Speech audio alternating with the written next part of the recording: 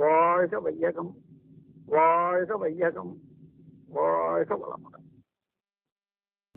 குருவே துணை. வாழ்க வேதாத்ரி. இன்றைக்கு சிந்தனைக்கு ஜீவ சமாதி என்பதை பற்றி நாம் சிறிது நேரம் பார்க்கலாம். ஜீவ சமாதி என்றால் என்ன அப்படின்னா நமக்கு நிறைய தெரியும். ஜீவன் ப்ளஸ் சமம் ப்ளஸ் ஆதி, நம்மளுடைய ஜீவனை ஆதி நிலைக்கு சமமாக வைத்தல், இதுதான் ஜீவ சமாதி. ஜீவ சமாதியை பற்றி நம்ம மகரிஷி என்ன கருத்து சொல்லியிருக்காங்க அப்படின்னா, ஒரு மனிதன் தன்னுடைய உடலையும் மனதையும் தவமும் தற்சோதனையும் செய்து முழுமை பேறு அடைந்து தனது வித்தை காயக்கல்பம் மூலம் தூய்மை செய்து இந்த உலகில் வாழ்ந்து தன்னுடைய கடமையெல்லாம் முடித்துவிட்டு இந்த உலகில் இனி நான் இருந்து என்ன செய்ய போகிறேன், இந்த உடல் எனக்கு வேண்டாம் என்று எண்ணிவிட்டால், அந்த எண்ணம் வந்துவிட்ட பிறகு தன்னுடைய கடமையை முடித்து விட்ட பிறகு தன்னுடைய உடலில் உயிரை லம்பிகா யோகம் செய்து உயிரை சுவர செய்து விடுவார்கள். உயிரானது உடலில் சில பெர்சன்டேஜ் இருக்கும், உயிரோட்டம் இருக்கும், மனதையும் உடலில் இருக்கும் சில ரசாயனத்தையும் வெளியில் கொண்டு வந்துடுவாங்க. அவ்வளவுதான். இதுதான் ஜீவ சமாதி அப்படிங்கிறார் சாமி. திருப்பி திருப்பி என்ன சொல்கிறாங்க அப்படின்னா, உலக கடமையை முடித்துவிட்டு அந்த எண்ணம் வந்த பிறகுதான் முதலில் உடல் தவம் தற்சோதனை செய்யணும், வித்தை தூய்மை செய்யணும், முழுமை பேறு அடையணும். அதற்கு பின்பு அவனுக்கு எண்ணம் வரணும், அந்த தனி மனிதனுக்கு எண்ணம் வரணும். அப்பொழுது தான் இந்த ஜீவனை ஆதியோடு சமமாக வைத்துவிட்ட பிறகு அந்த வாழ்நாளில் அவனுக்கு அந்த எண்ணம் வந்த பிறகுதான் அவன் அந்த சமாதி நிலைக்கு போக முடியும் அப்படிங்கிறாங்க. விஞ்ஞானம் என்ன சொல்லுது சமாதி நிலைக்கு அப்படின்னா, மனமானது ஒரு தியானம் என்பதை 12 நொடிகள் சொல்லுது. ஒரு தியானம் என்பது 12 நொடிகள். மனம் என்பது 12 நொடிகள் ஒரு இடத்திலேயே லயித்தால் அதுதான் தியானம் அப்படிங்கிறாங்க. சமாதியை பற்றி யோகம் என்ன சொல்லுது அப்படின்னு பார்த்தீங்க அப்படின்னா, சமாதி என்பது ஒரு தன்மையை முழுவதும் பிரதிபலித்தல் தான் சமாதின்றாங்க. ஏதாவது ஒரு தன்மையை அந்த உடலோ இல்லை அங்கே இருக்கும் சில விஷயங்களோ பிரதிபலிக்கணும், அதுதான் சமாதி நிலைன்னு சொல்கிறாங்க. அப்போ யோகம் என்பது என்ன அப்படின்னு பார்த்தோம் அப்படின்னா, யோகம் என்பது ஒரு மனதின் தன்மையை உணர்ந்து அதை திருத்தி நல்வழிப்படுத்தி உண்மை சுயரூபமான ஆதி நிலையுடன் இணைப்பது தான் யோகம். அதற்காக பயிற்சிகள் தான் நம்ம செய்கிற பயிற்சிகள் எல்லாமே. அப்போ ஒரு ஜீவ சமாதி என்பது அங்கே என்ன இருக்கும் அப்படின்னா, சீடர்கள் முன்னேற்பாடின்படி அந்த உடலை புதைத்து விடுவார்கள். அந்த இடத்துல அந்த உடல் கெடாதவாறு இருக்கும். ஏன்னா உயிரோட்டம் அங்கே இருக்கிறதால உடல் கெடாத நம்ம போகிறப்ப என்ன ஆகும் அப்படின்னா, அந்த எந்த எண்ணத்தில் அந்த மகான் அங்கே உள்ள உட்கார்ந்துருக்கிறாரோ அந்த எண்ண அலைகள் நம்மளுடைய சிந்தனையை தூண்டும். அதையும் சாமி சொல்கிறாங்க, வினைப்பதிவுக்கு ஏற்ப உங்களிடம் சில மாற்றம் வரும். அப்போயும் நம்ம வினைப்பதிவு தான். சும்மா ஜீவ சமாதி எங்கெங்கே இருக்கோ அங்கே எல்லாம் போய் பார்த்து நம்ம ஒரு ப்ரேயர் பண்ணிட்டு வர்றதுல நம்ம வினைப்பதிவுக்கு ஏற்ப தான் அங்கே நம்மளுடைய மாற்றம் அங்கே நடக்கும் அப்படின்றாங்க. அப்போ அதுக்கு பேஸ் நம்மளுடைய எண்ணங்கள், நம்மளுடைய செயல்கள் தூய்மையாக இருக்கும் பொழுது தான் ஜீவ சமாதிக்கு சென்று அங்கே மகான்களுடைய தவ ஆற்றலை நாம் பெற்றுக்கொண்டு வரணும் போகும்பொழுது கூட நம்மளுடைய வினைப்பதிவுக்கு ஏற்ப தான் அங்கே வேலை பார்க்குது அப்படின்றாங்க. சரி, அப்போது இந்து கோயில்களில் பார்த்தீங்க அப்படின்னா ஜீவ சமாதிக்கு மேலே லிங்கம் வச்சுருப்பாங்க. பல கோயில்களில் லிங்க தத்துவம் என்ன அப்படின்னா, உள்ள ஒரு மகான் உட்கார்ந்துருப்பாங்க. அவருடைய துவாத சாங்க நிலை, அதாவது தலை உச்சியிலிருந்து ஒரு அடி உயரத்துக்கு மேலே லிங்கத்தை பிரதிஷ்டை பண்ணுவாங்க. லிங்கம் 2 வகையில் இருக்குது. ஒன்று சிற்பசாஸ்திரப்படி கற்களை செலக்ட் பண்ணி நம்மலாம் செய்து நல்ல வைப்ரேஷனை கொடுத்து அது சிவலிங்கத்தை கொண்டு பிரதிஷ்டை பண்ணுறது ஒன்று. இன்னொன்று மகான்களே லிங்கமாக மாறுவாங்க. நமக்கு எக்ஸாம்பிள் பட்டினத்தார் சொல்லலாம். திருவெற்றியூரில் கடற்கரையில் அவர் லிங்கமாகவே மாறிட்டு அந்த லிங்கம் தான் இப்போது அங்கே ஜீவசமாதியில் வச்சுருக்காங்க. அப்போ அந்த மாதிரி சமாதிகளில் அந்த லிங்கத்தினுடைய ஆற்றல் எப்படி இருக்குன்றாங்க, 32,768 தடவை ஒரு நேர்மறை அதிர்வானது அந்த லிங்கத்திலிருந்து வரும் அப்படின்றாங்க. நேர்மறை அதிர்வு அந்த லிங்கத்தில் இருந்து 32,768 அதிர்வு வருமா, நேர்மறை அதிர்வு வந்து கொண்டே இருக்குமா லிங்கத்திலிருந்து. அப்போ லிங்கம் என்பது என்ன அப்படின்னா, சிவம் என்பது மங்களத்தை குறிக்கிறது, லிங்கம் என்பது அடையாளம். ஒரு மங்களத்தை அடையாளமாக வைத்திருப்பது தான் சிவலிங்கம். அப்போ சிவலிங்க தத்துவம் என்ன சொல்லுது அப்படின்னா, நம்ம போய் வழிபடுறோம், வழிபடும் பொழுது என்ன நினைக்கணும் அப்படின்னா, சிவத்தன்மையை என்னுடைய சிந்தனையில் இருத்தி விடு. அப்போ சிவத்தன்மைனா என்ன அப்படின்னு பார்த்தோம் அப்படின்னா, பற்றற்ற நிலை. இப்போ சிவலிங்கம் இருக்குது பாருங்களேன், அதில் நீங்கள் அபிஷேகம் பண்ணுங்க, ஒட்டவே ஒட்டாது. சரி, ஆபரணம் போடுங்க, அது நிற்கவே நிற்காது. சரி, ஆடை உடுத்துங்க, அதுவும் நிற்காது. எதுவுமே அதில் அந்த சிவலிங்கத்தில் பொருத்தவே முடியாது. நாமளாம் கஷ்டப்பட்டு ஏதோ ஒரு கஷ்டப்பட்டு அதை செஞ்சாதான் உண்டு. அப்போ சிவலிங்கம் எதை காட்டுது அப்படின்னா, தியாகத்தை குறிக்கிறது, பொறுமையை குறிக்கிறது. தட்பவெப்ப சூழ்நிலை அந்த லிங்கத்தை தாக்குமானா தெரியாது. டோட்டல் மௌனம், எல்லாமே உங்ககிட்ட இருக்கு, என்கிட்ட ஒன்றுமே இல்லை, நான் பற்றற்ற நிலையில் இருக்கிறேன் அப்படின்னு ஒரு காட்டுற ஒரு சிம்பல். சிவலிங்கம் என்பது மங்களத்தின் தியாகமாகவும் சகிப்புத்தன்மையாகவும் பொறுமையாகவும், எதை செஞ்சாலும் அசையாத தன்மையுடனும் மன உறுதியுடனும் நீ வாழ்க்கை வாழ வேண்டும் என்ற ஒரு சிவத்தன்மையை அது பிரதிபலிக்கிறது. அபிஷேகம் செஞ்ச எது பண்ணாலுமே அது ஒட்டாது, அது பற்றற்ற நிலையை காட்டுகிறது. அந்த மாதிரி ஒரு சிவலிங்கம் வந்து ஒரு மங்களத்தின் அடையாளம், சிவத்தின் அடையாளம், சிவத்தன்மையின் ஒரு அடையாளமாக இருக்கிறது. அதை தான் ஞானிகள் என்ன செய்கிறாங்க, சிவலிங்கத்தை பொறுத்த சொல்கிறாங்க. அப்போ சிவனடியார்கள் யார் அப்படின்னா, வெறுமே மந்திரம் ஓதுவதோ திருவாசகமோ முற்றோதல் செய்வதோ சிவனடியார்களுக்கு ஒரு அடையாளமாக இருந்தாலும், முக்கியமான அடையாளம் என்ன அப்படின்னா, சிவத்தன்மை, சிவலிங்கம் என்ன சொல்லுதோ சிவத்தன்மையை அது பிரதிபலிக்கணும். அவங்க எப்படி பிரதிபலிக்கணும்? பற்றற்ற நிலையில் வாழணும், பொறுமையோடு வாழணும், சகிப்புத்தன்மையோடு வாழணும், நேர்மறை எண்ணங்களோடு வாழணும், துன்பம் கொடுக்காமல் வாழணும். முதல்ல அவங்க என்ன சொல்கிறாங்க, சிவனடியார்கள் திருவாசகத்துல எல்லாம் என்ன சொல்கிறாங்கன்னா, முதலில் இறைவன் என்னை சிவனடியராக செலக்ட் பண்ணா பாருங்க, அதுக்கே நன்றி சொல்லணும். இறைவன் என்னை வந்து செலக்ட் பண்ணி அவன் செய்கிற வேலையே எனக்கும் உதவி செய்யின்னு இறைவன் என்னை செலக்ட் பண்ணி இருக்கிறாரு, அவருக்கு நான் உதவி செய்கிறேன், இந்த மக்களுக்கு நான் தொண்டு செய்கிறேன், இறைவனால் முடியாததை நான் கூட இருந்து அவருக்கு ஹெல்ப் பண்ணுறேன் அப்படின்ற ஒரு எண்ணம், இறைவன் நம்மளை வந்து ஒரு கூட்டாளியாக சேர்த்துக்கிட்டானே அப்படின்னு நம்ம நினைக்கணுமா. சிவனடியார் நினைந்து நினைந்து நினைந்து நினைந்து வருந்தி வருந்தி வருந்தி அழுணுமா, நானும் உனக்கு ஒரு உற்ற தோழனாக இருக்கிறேன். இதை தான் வந்து நாயன்மார்கள் ஆழ்வார்கள்லாம் பாடுறாங்க. தந்தையாக பார்க்குறாங்க இறைவனை, தாயாக பார்க்குறாங்க, தோழனாக பார்க்குறாங்க, நண்பனாக பார்க்குறாங்க. அப்போ சிவலிங்க தத்துவம் என்பது பற்றற்ற நிலையையும் தியாகத்தையும் குறிக்கிறது. வெறுமனே நம்ம வந்து ஒரு இடத்துல போய் அதை ஒரு உருவமாக பார்த்து, ராமகிருஷ்ண பரமஹம்சர்கிட்ட கேட்குறாங்க, கடவுளுக்கு உருவம் உண்டா இல்லையா? ராமகிருஷ்ண பரமஹம்சர் சொல்கிறாரு, உருவம் இருக்குது, உருவம் இல்லைன்றார். அது எப்படின்னா, கடல் இருக்குது, கடலில் பனிக்கட்டி இருக்குது, வெப்பம் வந்த உடனே பனிக்கட்டி உருக்கி திரும்பி கடல்லையே கலப்பது போல் இறைவனுக்கு நம்ம வந்து பல ரூபங்கள் பல உருவங்கள் நம்ம செலக்ட் பண்ணி வச்சுருக்கோம். நம்மளுடைய ஒரு அன்பை வந்து அந்த மாதிரி காட்டுறோம். அதனால் உருவத்திலையும் இறைவன் இல்லைன்னு நீங்கள் சொல்ல முடியாது, இறையாற்றலினுடைய தன்மை அங்கே இருக்குது அப்படின்றாங்க. நம்ம சாமி கூட சொல்லுவாங்க, கடவுளை காணும் பொழுது கருத்தினை உற்றுப்பார் அப்படின்வார், கருத்தே கடவுளாய் காட்சி அளிக்கும். அப்போ ஜீவ சமாதி என்பது ஒரு முன்னோர்கள், நம்மளுடைய முன்னோர்கள் நிறைய பேர் பார்த்தீங்க அப்படின்னா சித்தர் பெருமக்கள் வந்து வாழ்ந்திருக்காங்க. நம்ம முன்னோர்கள் வந்து சிவனடியார்களாகவும் வாழ்ந்திருக்கலாம், அது நமக்கு தெரியாது. அப்போ சித்தர்கள் என்றால் என்ன அப்படின்னு சாமி அதுக்கு ஒரு விளக்கம் கொடுக்குறாரு. சித்தன் என்றால் சித்துக்கள் செய்பவன் சித்தன் அல்ல, செயல் வேகம் கொண்டவனே சித்தன் அப்படின்றாங்க. சிந்தனையில் புயல் வேகம் கொண்டு ஏட்டில் பொறிப்பான் பல கலைகள், அவனே சித்தன் அப்படிங்கிறார். செயல் வேகம் கொண்டவன் சிந்தனையில் புயல் வேகம் கொண்டு ஏட்டில் பல கலைகளை பொறிக்கிறான், அவன் தான் சித்தன்றாங்க. அப்போ சித்தர் கலைகள்னா என்ன அப்படின்னு ஒரு கொஸ்டின் சாமி கவியில் சொல்கிறாங்க. சித்தர் கலை என்பது என்ன அப்படின்னா, ஒரு மனிதன் தூய்மை அடைந்து முழுமை பேறு அடைந்து தன்னைத்தானே அறிவில் உயர்த்தி உயர்ந்தவனாக்கி காட்டுவது தான் கலைன்றார், சித்தர் கலைன்னு சொல்லிடுறார். அதே மாதிரி பார்த்தீங்க அப்படின்னா, சாமியுடைய கவிகளில் வந்து ரொம்ப ரொம்ப ரொம்ப ரொம்ப முக்கியமானது, எங்கும் எதிலும் இயங்குகின்ற சக்தியே என்னுள்ளும் இயங்குகின்றது என்று உணர்வதே ஞானம் அப்படிங்கிறாங்க. அப்போ இந்த நிலையெல்லாம் நமக்கு வரணும். ஒரு ஜீவ சமாதி அப்படின்னா, சமாதி நிலை என்பது ஒரு மகானுடைய முழு தன்மையை, அவர் மனதில் என்ன நினச்சிருக்கிறாரோ அதை பிரதிபலிக்கும் அந்த சமாதி. அங்கே நம்ம போகிறோம், நம்ம போய் உட்காரோம், தியானம் செய்கிறோம், நம்மளுடைய சிந்தனையே அது வளப்படுத்தி கொடுக்குது, கேட்கறதெல்லாம் கொடுக்காது. அது சாமி சொன்னது செயலுக்கேற்ற விளைவு தான் இறைநீதி. அதில் எந்த மாற்றமும் கிடையாது.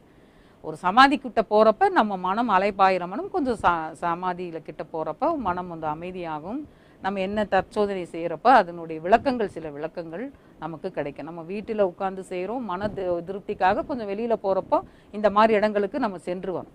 அப்படி போகும் பொழுதுமே சாமி என்ன சொல்கிறாங்கன்னா, வினைப்பதிவின் கர்ம வினையின் அடிப்படையில் தான் நமக்கு வந்து சில விஷயங்களே அங்கே நடக்கும் அப்படின்றாங்க. சும்மா சுற்றிட்டு வர்றது இல்லை. அதே மாதிரி வாழும் சித்தர்கள், நமக்கு தெரிஞ்சு வாழும் சித்தர்கள் நம்ம சாமி இருந்தாங்க, உயிரோடு இருக்காங்க, இப்போ சூக்கமமாக இருக்காங்க, அவ்வளோதான் வித்தியாசம். இப்போ மனித உடலோடு வாழ்கிறவங்களே நம்ம பார்க்குறோம். இப்போ பார்த்தீங்க அப்படின்னா 14 சித்தர்கள் நம்ம கேள்விப்பட்டிருக்கோம். 14ன்னா 18 கணக்கு அப்படிங்கிறது நம்ம நினைக்கிறோம். ஆனால் என்ன சொல்கிறாங்க விளக்கம்னா, பதினா இறைவன், இறைவனை என்னுடைய எண்ணத்தில் இருத்தியவர்கள் பதி என் சித்தர்கள் அப்படின்றாங்க. இதில் முக்கியமாக பார்த்தீங்க அப்படின்னா 14 சித்தர்களில் வந்து காலங்கிநாதர் வந்து ரொம்ப முக்கியமானவர். அவர் வந்து தன்னுடைய ஞான வித்யை ரகசியம் 30 என்ற நூலில் வந்து பதிகிறார். எப்படி பதிவிடுறாரு அப்படின்னா, அவர் வந்து சதுரகிரி மலையில் அவர் சந்தித்த சித்தர்கள் பேரையெல்லாம் எழுதுறார். தேரையர் சித்தரை பார்த்தேன், காலங்கி இவரை பார்த்தேன், தேவநாதரை பார்த்தேன், வேதநாதரை பார்த்தேன், வேதாந்த நாதரை பார்த்தேன், இந்த மாதிரி பேரெல்லாம் எழுதுறார். பாம்பாட்டி சித்தரை கண்டேன் அப்படிங்கிறார்.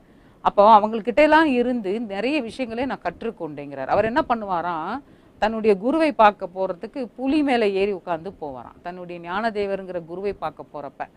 அப்போ அவர் என்ன சொல்கிறாரு அப்படின்னா, பூத சித்தி, எனக்கு வந்து பூத சித்தி இருந்ததால் நான் வந்து மிருகங்களை வந்து நான் வந்து தன் வசப்படுத்தி நான் வந்து மலைவாழ் சித்தர்களிடமிருந்து ஞான உபதேசம் பெற்றேன்னு சொல்லி ரெக்கார்ட் பண்ணுறார் அவர்.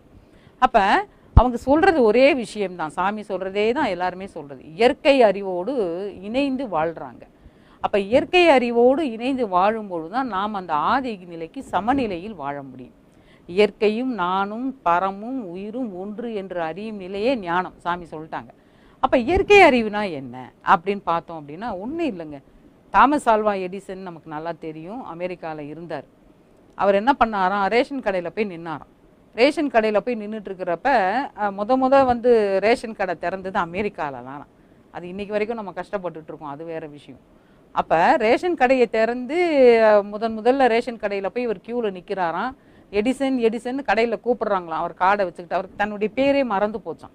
ஏன்னா அவருக்கு வந்து ப்ரொஃபஸர் சார்னு கூப்பிட்டு பழக்கம்.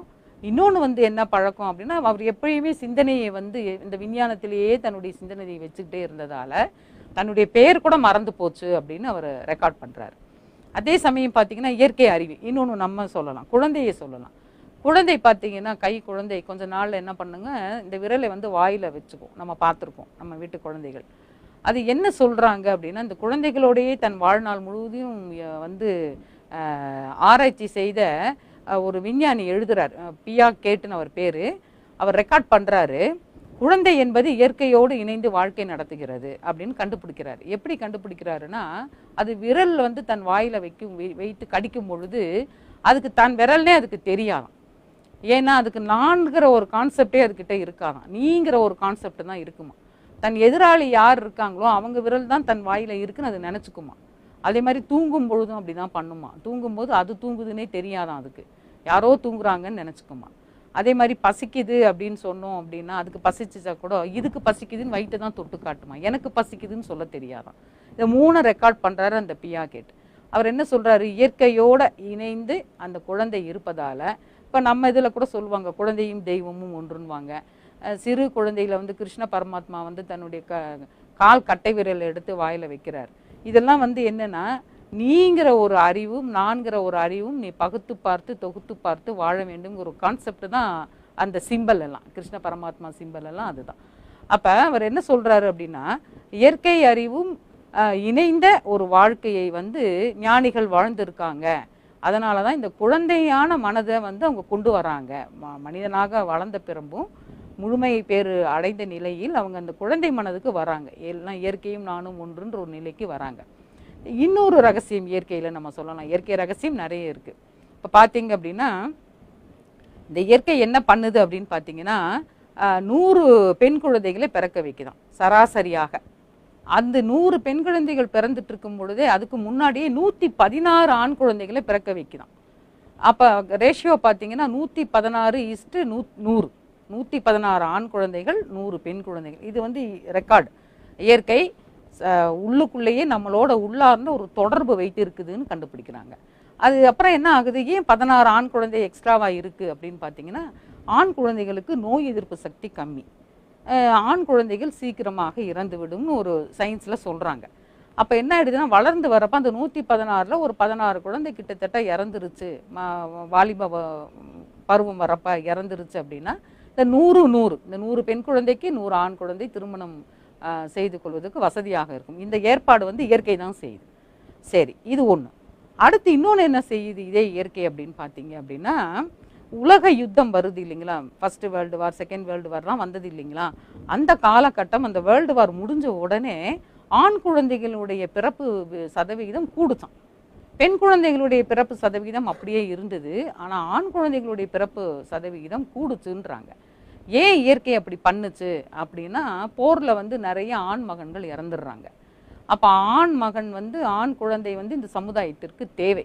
அப்போ இயற்கையே என்ன பண்ணுதுன்னா, ஆண் குழந்தைகளை வந்து ஒரு கருவில், தாயினுடைய கருவில் வளர வைக்குது. இந்த திட்டம் யார் கொண்டு போய் இயற்கை கிட்ட கொடுத்ததுன்னு ரெக்கார்ட் பண்ணுறாங்க.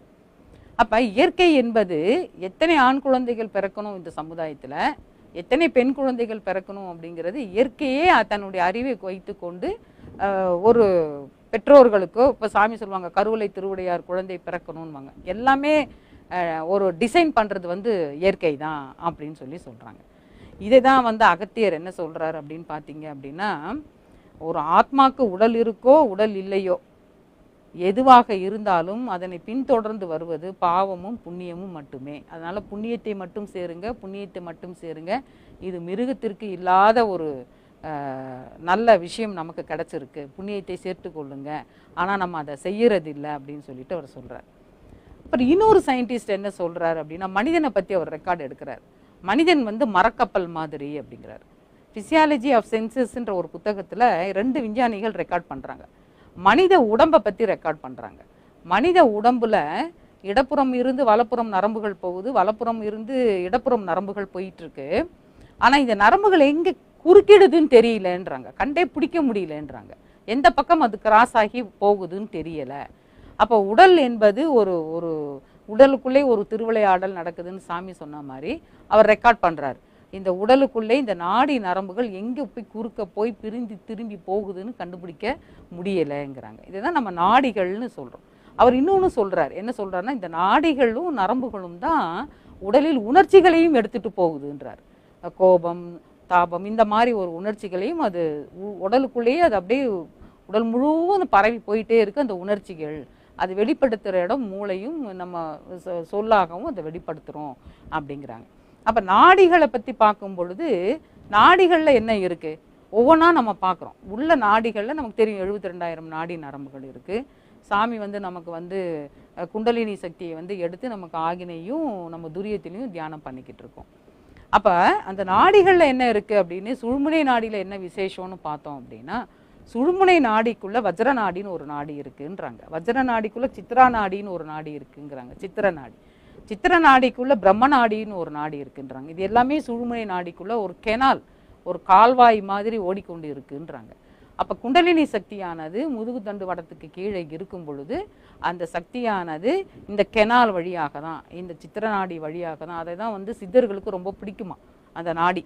ஏன்னா அதுதான் தெய்வீக ஆற்றலை மேலே கொண்டு போகிறதால இந்த சித்திர நாடி வந்து சித்தருடைய நாடின்னு சொல்கிறாங்க. அது மேலே கொண்டு போய் இந்த துரிய நிலையில் வைக்கிறாங்க. அப்போ மூலாதாரத்தை வந்து அரிதுவாருன்னு சொல்கிறாங்க. துரியத்தை வந்து செரிபல்லம், சிறுமூளை பெருமூளையை வந்து பத்ரி நாராயணன் கோயில்னு பக்தி மார்க்கத்தில் கொண்டாடுறாங்க. அப்போ பார்க்கும் பொழுது இந்த குண்டலினி சக்தியானது சுழுமுனை வழியாக, சுழுமுனைக்குள்ளே இருக்கிற 3 நாடிகளுக்குள்ளே இருக்கிற பிரம்ம நாடி வழியாக நம்மளுடைய துரியத்துக்கு கொண்டு செல்லும் பொழுது தான் மனிதனிடம் ஒரு மாற்றம் வருகிறது. அப்போ தான் அவன் மாமனிதனாகவே மாற முடியும். சரி, இதுக்கும் ஜீவ சமாதிக்கும் என்ன சம்பந்தம் அப்படின்னு பார்த்தோம் அப்படின்னா, இந்த மனிதன் என்ன பண்ணுறான், வாழ்நாளில் தன்னுடைய உடலையும் மனதையும் தூய்மை செய்து பிராணாயாமம். இப்போ பிராணாயாமம் பாருங்களேன், பிராணாயாமம் எப்படின்னா, பிராணன்னா நமக்கு தெரியும் மூச்சு, எம்மம்னா ஒழுங்குபடுத்துதல்.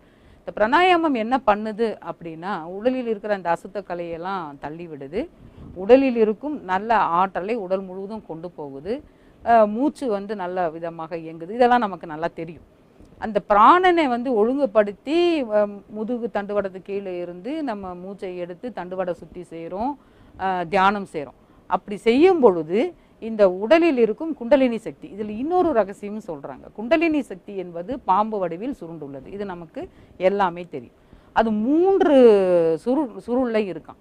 இதை வந்து பக்தி மார்க்கத்தில் வந்து குண்டலினி சக்தியை வந்து புஜங்கினின்னு சொல்கிறாங்க, காளின்றாங்க, துர்கைங்கிறாங்க, மகாலட்சுமின்றாங்க, சரஸ்வதின்றாங்க, ஏதோ சொல்கிறாங்க. ஆனாலும் அதனுடைய சயின்ஸ் வந்து அந்த 3 சுருள் வடிவில் படுத்து கொண்டு இருக்குது. 3 சுருளுக்கும் 3 குணம் இருக்குன்றாங்க. சாத்வீக குணம் ஒரு சுருளுக்கும், இன்னொரு சுருளுக்கு வந்து தமஸ் குணமும், இன்னொரு சுருளுக்கு வந்து ரஜோகுணமும் இருக்கிறதுன்றாங்க. அது முதுகு தண்டுவடத்துக்கு அடியில் இருக்கும் பொழுது இந்த உலக வாழ்க்கை இன்பங்களிலேயே அது அப்படியே இருக்கும் அப்படின்றாங்க. இப்போ பார்த்தீங்கன்னா பக்தி மார்க்கத்தில் பார்த்தீங்கன்னா குண்டலினி சக்தியை வந்து சக்கர வடிவில் கொண்டு வராங்க, ஸ்ரீ சக்கரமாக வரைகிறாங்க. நம்ம உடம்புல எத்தனை மையங்கள் இருக்குது, எத்தனை நாடிகள் இருக்குது, எல்லாத்தையுமே ஸ்ரீ சக்கரமாக வரைகிறாங்க. ஸ்ரீ சக்கரத்தினுடைய ஸ்டார்டிங் பாயிண்ட் வந்து விசுக்தி மையத்திலேருந்து ஆரம்பிக்கிறாங்க. அப்போ இந்த குண்டலினி சக்தியை வந்து சிவானந்தர் சொல்கிறார், காளி தேவி அப்படின்னு அந்த சக்தியை தான் அவங்க பூஜை பண்ணுறாங்க. பக்தி மார்க்கத்தில் வந்து சக்தியை பூஜை பண்ணுறாங்க, ஞான மார்க்கத்தில் அதை வந்து நம்ம தியானம் செய்கிறோம். அப்போ ஒரு மனிதனுடைய உடலில் இவ்வளவு விஷயங்கள், இது வந்து சின்ன விஷயம்தான், இன்னும் நிறைய ரகசியம் நமக்கு இருக்குது. இவ்வளோ விஷயம் உடம்புக்குள்ளே நடந்துட்டுருக்கு. அந்த மனிதனுடைய எண்ணம் எப்படி இருக்கணும்? அப்போ அந்த மனிதனுடைய எண்ணம் எப்படி இருக்கணும் அப்படின்னா, எண்ணம் வந்து விழிப்பு நிலையில் இருக்கணும், நமக்கு நல்லாவே தெரியும். இன்னொன்று என்னென்னா, ஒரு தடவை மட்டும் ஒரு எண்ணம் என்னென்னா அது வந்து செயலுக்கு வராதுன்றாங்க. மறுபடியும் அந்த எண்ணத்துக்கு வலிமை கூட்டும் பொழுது, ஒரே எண்ணத்தை திருப்பி நினைக்கும் பொழுது தான் அந்த எண்ணம் செயலுக்கு வரும். ஒரு எண்ணம் செயலுக்கு வரலன்னே வச்சுக்கோங்களேன், அது என்னவாக இருக்குதுன்னா இன்னொரு எண்ணம் அதை போய் குழப்பிக்கிட்டு இருக்குன்னு அர்த்தம்ன்றாங்க. அப்போ பார்த்தீங்கன்னா இதுக்கு ஒரு சின்ன எக்ஸாம்பிள். இப்போ மகான்கள் வந்து ஒரு சமாதி நிலைக்கு போகிறாங்க, ஜீவ சமாதி ஆகிறாங்கன்னா எண்ணங்களில் விழிப்பு நிலை ரொம்ப முக்கியம்.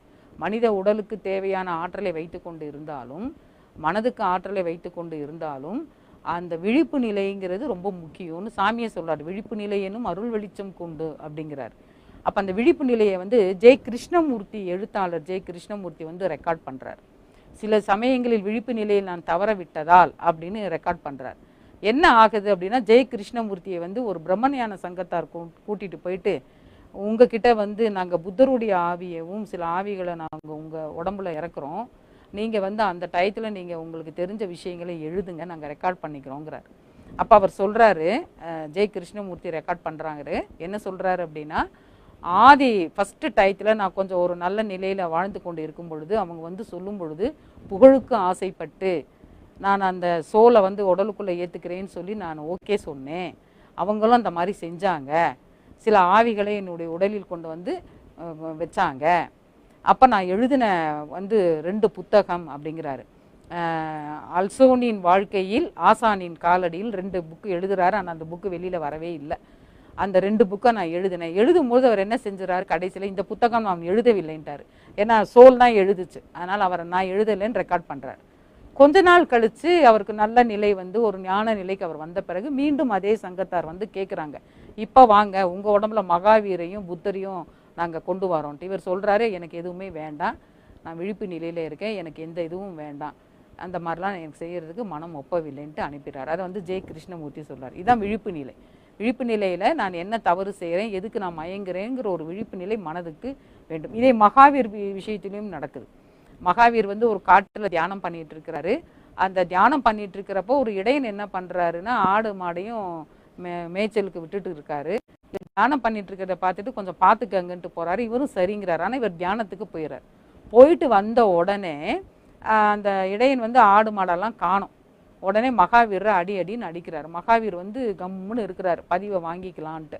அப்போ மகாவீர்கிட்ட வந்து சில ஆவிகள் வந்து பேசுதான். என்ன பேசுதான், உன் உடம்புக்குள்ளே நாங்கள் வரோம், எங்களை சொல்ல விடு, நீ ரொம்ப நல்லவன், நீ ஞானி, நீ வந்து தியானத்தில் இருந்த, நீ சாதாரண ஆள் இல்லைன்னு அவங்கக்கிட்ட அந்த இடையன்கிட்ட சொல்லணும், எங்களுக்கு அலோ பண்ணுன்றாங்க. ஆனால் மகாவீர் விழிப்பு நிலையில் இருந்ததால் அவர் வந்து அது வேண்டான்னு தடுத்துடுறார். இது என் கர்மா, நான் ஏற்றுக்கிறேன், உங்கள் வேலையை நீங்கள் பாருங்கள் அப்படிங்கிறார். இதை வந்து எண்ணத்தில் விழிப்பு நிலையை வந்து இது வந்து ரெக்கார்ட் பண்ணுறாங்க. சாமி பார்த்தீங்கன்னா ஒரு சின்ன விஷயம் சொல்றாரு. நீ யார் அப்படின்றத வந்து சொல்றாரு. எப்படி சொல்றாரு அப்படின்னு பார்த்தீங்கன்னா, இதை தவிர வேறு நீ யார் அப்படிங்கிறாரு. அப்ப சாதாரண விஷயங்களில் அந்த விழிப்பு நிலை நமக்கு வந்து தவறுது. எப்படின்னா பயம் இருந்தால் துக்கத்தின் அறிகுறிங்கிறாங்க. பகவத்கீதையில வந்து கிருஷ்ண பரமாத்மா சொல்றார், காந்தாரியை வந்து கல்யாணம் செய்து கொள்ளணும் தன்னுடைய திருதராஷ்டிரனுக்குன்னு சொல்லி பீஷ்மர் வந்து கேட்குறப்ப காந்தார நாட்டு மன்னன் வந்து பயப்படுறார். திருமணம் செய்து காந்தாரியை கொடுக்கல திருதராஷ்டிரனுக்குன்னா இவர் படையெடுத்துட்டு வந்துருவாருன்னு பயந்துடுறார். பயந்துட்டு அவர் என்ன பண்ணுறாரு, சரி நான் காந்தாரியை கல்யாணம் பண்ணி கொடுக்குறேன். அங்கே தான் துக்கம் ஆரம்பிக்குதுன்றாரு பகவத்கீதையில். எங்கே பயம் இருக்கிறதோ அங்கே துக்கம் இருக்கும், ஆரம்பமாகும். அது இரண்டும் சேர்ந்து ஒரு அகம்பாவம் வரும். அதுதான் அது தன்முனைப்பாக மாறி அதுவே அந்த மனிதனுடைய வந்து நிலையை வந்து சீரழித்து விடுகிறது அப்படின்றார். அப்போ பார்த்தோம் அப்படின்னா ஒரு மனிதனுடைய மனதிலும் ஒரு மனிதனுடைய உடலிலும் உள்ளே இருக்கிற மூச்சு, பிராணாயாமம், நாடி சுத்தி எவ்வளோ விஷயங்கள் நாம் செய்தாலும் அதில் இருந்து வரும் ஒரு அலை இயக்கம். இது சாமி இன்னொரு இடத்துல சொல்கிறாங்க, மனித உடல் வந்து பஞ்சபூதங்களால் ஆனது. இது நமக்கு நல்லா தெரியும். பாருங்களேன், பஞ்சபூதங்கள். சாமி வந்து இன்னொரு விஷயம் சொல்கிறார். என்ன சொல்கிறாரு அப்படின்னு பார்த்தீங்கன்னா, மனிதனிடம் இயற்கையிலேயே 2 மாற்றங்கள் நடந்து கொண்டே இருக்கும். ஒன்று இயற்கையாக நடக்கிற ரசாயன மாற்றம். என்ன மாற்றம் அப்படிங்கிறாருன்னா, இயற்கையாக நடக்கிற ரசாயன மாற்றம் வித்தின் மூலமாக, பை பர்த் நம்ம கொண்டு வந்த கருமைய வித்தின் மூலமாக ஒரு ரசாயன மாற்றம் உடம்புலையும் மனதிலையும் நடந்துக்கிட்டே இருக்கும். ஒன்று. ரெண்டாவது, கோள்களுடைய சஞ்சாரத்தால் ஒரு ரசாயன மாற்றம் நடக்கும்ங்கிறார். சரி, செயற்கை ரசாயன மாற்றம் என்ன அப்படின்னா உணவும் எண்ணமும்ட்டார். இப்போ இதை 4ஐயும் சரி பண்ணணுன்றார். அப்போ இயற்கையாக இருக்கிற வித்தித்தன்மையை மாற்றணும், இயற்கையாக வந்துட்டு இருக்கிற கோள்களுடைய சஞ்சாரத்தையும் நம்ம மாற்றணும், செயற்கையாக நம்மளுடைய எண்ணத்தையும் செயற்கையாக இருக்கிற நம்ம உணவு வழக்கத்தையும் நம்ம மாற்றணுன்றார். அப்போ மனித உடல் வந்து பஞ்சபூதங்களால் ஆனது. அப்போ பஞ்சபூதங்களுடைய குணம்னு ஒன்று கண்டிப்பாக இருக்கும் தானே. பஞ்சபூதத்து வந்து நிலம், நீர், நெருப்பு, ஆகாயம், காற்றுன்னு சொல்லிடுறோம். ஆனால் அதுக்கு ஒரு தன்மை கண்டிப்பாக இருக்கணும், ஒரு குணம் இருக்கும். எப்படி குண்டலினி சக்தி சுருள் வடிவில் இருக்கிறதுக்கே 3 குணம் முக்குணம் இருக்குதோ அதே மாதிரி பஞ்சபூதத்துக்கும் இருக்கணும். அப்படி பார்த்தோம் அப்படின்னா பூமியினுடைய தன்மை நிலத்தன்மை பொறுமையை வந்து பிரதிபலிக்குது. நீர்த்தன்மை வந்து வாயு நீர்த்தன்மை வந்து இரக்க குணத்தை வெளிப்படுத்துது. நெருப்பு வந்து ஒழுக்க குணத்தை வெளிப்படுத்துதுன்றாங்க. ஒழுக்கம்னா சாமி சொல்கிற கான்செப்ட் தான். தனக்கோ பிறருக்கோ தற்காலத்திலோ பிற்காலத்திலோ உடலாலோ உள்ளத்தாலோ அறிவாலோ மனதாலோ நான் துன்பம் கொடுக்காத நிலையே ஒழுக்கம். அப்போ நெருப்பு வந்து ஒழுக்கத்தை பிரதிபலிக்கும் ஒரு குணமாக இருக்கிறது. காற்று வந்து அன்பையும் ஆகாயம் அமைதியையும் கொடுக்கிறது. அப்போ ஒரு மனிதனுக்கு பஞ்சபூதத்திலிருந்து பொறுமை, இரக்கம், ஒழுக்கம், அன்பு, அமைதி 5 நிலையும் வந்துட்டு. இந்த 5 தன்மையும் மனசில் அந்த உடம்புக்குள்ளேயும் மனதுக்குள்ளேயும் அந்த பஞ்சபூத தத்துவம் இந்த 5 நல்ல குணங்கள் இருக்கும் பொழுது குளறுபடி வராது. இந்த 5 தன்மையில் ஏதாவது ஆப்போசிட்டாக இருக்கும் பொழுது குளறுபடி வருது. வெறும் சிம்பிள் கான்செப்ட் தான். ஆனால் அதை நம்ம பயிற்சி பண்ணும் பொழுது தான் தெரியுது எவ்வளோ கஷ்டம் அப்படின்ட்டு. அப்போ சாமி சொல்கிறாங்க அன்பே சிவம் அப்படிங்கிறாங்க. இப்போ ஒரு சமாதி நிலை சமம் ப்ளஸ் ஆதி நிலைக்கு போகணும்னா அன்பே சிவம் அப்படின்ட்டார், ஒரே வார்த்தை. அப்போ அன்புனா என்ன? அப்போ அன்புனா என்ன அப்படின்னு பார்க்கும் பொழுது பார்த்தீங்க அப்படின்னா ஒரு கவியில் எழுதுறாரு, பல் உயிரிடத்தும் நட்பு கொள்வதே அன்புன்ட்டார். எல்லா உயிரிடத்தும் நட்பு. அப்போ அன்புக்கு ஒரு டெஃபினிஷன் கொடுக்குறாங்க. அன்பு என்பது நன்மலர் போன்றது, தொடர்ந்து ஒருவரை நண்பனாகவே வைத்துக்கொள்ளும், இடையில் அது வந்து விடவே விடாது. அப்போ அன்பின் செயல் என்ன? துன்பப்படுவோருக்கு உதவி செய்தல் அன்பின் செயல். இப்போ அன்பு என்பது எல்லா உயிரிடத்தும் நட்பு கொள்ளும் ஒரு நிலை தான் அன்புங்கிறார். அதுதான் சிவத்தன்மைன்றாங்க சாமி. அதே தான் அன்பே சிவம் அப்படிங்கிற பொழுது இந்த சிவத்தன்மையானது நம்மளுடைய உடலிலும் மனதிலும் இருப்பதை தான் மகான்கள் வந்து என்ன சொல்கிறாங்க அப்படின்னா, நீயே ஒரு சிவலிங்கமாக மாறு. இதுதான் வந்து சித்தர்கள் வந்து எங்கே பார்த்தாலும் சிவலிங்கத்தை வந்து ஒன்று தன்னுடைய உடம்பை மாற்றிடுவாங்க, சிவலிங்கமாக மாற்றிடுவாங்க, இல்லையா ஒரு இடத்துல போய் சிவலிங்கத்தை பிரதிஷ்டை பண்ணுவாங்க. ரெண்டுக்கும் நிறைய வித்தியாசம் இருக்குது. அப்போ தன் உடலையே சிவலிங்கமாக மாற்றின பட்டினத்தார் அடிகளுடைய அந்த இடத்துல இருந்து வரும் வந்து ஒரு நெகட்டிவ் அலையை வந்து நமக்கு கொடுக்கவே கொடுக்காது, துன்பமும் கொடுக்காது. ஆனால் கோயில்களில் வந்து பார்த்திங்கன்னா விடியற் காலை நேரம் பூஜை அபிஷேகம் எல்லாம் பண்ணுவது எதற்காகனா நமக்கு மனம் ஒருமுகப்படணும் ஒன்று, ரசாயன கதிர்வீச்சு வந்து அங்கே நிறைய குவிந்து இருக்கும். அது நம்ம உடம்புல படும் பொழுது நமக்கு என்னதான் இருந்தாலும் அபரிதமான ஆற்றல் வந்து நமக்கு வரும்பொழுது நமக்கு ஒரு உடம்புல ஒரு துன்பம் வரக்கூடாதுன்றதுக்காக அந்த மாதிரி ஒரு அபிஷேகம் எல்லாம் அவங்க செய்கிறாங்க. இப்போ பழம், பால், பன்னீர் இதெல்லாம் செய்கிறது வந்து ஒவ்வொரு பொருளிலும் ஒவ்வொரு தன்மை ஒளிந்து கொண்டு இருக்கிறதால அது வந்து அங்கே உள்ளே இருக்கிற இந்த கர்ப்பகிரகத்தில் இருக்கிற கதிர்வீச்சை வந்து சரி பண்ணும்.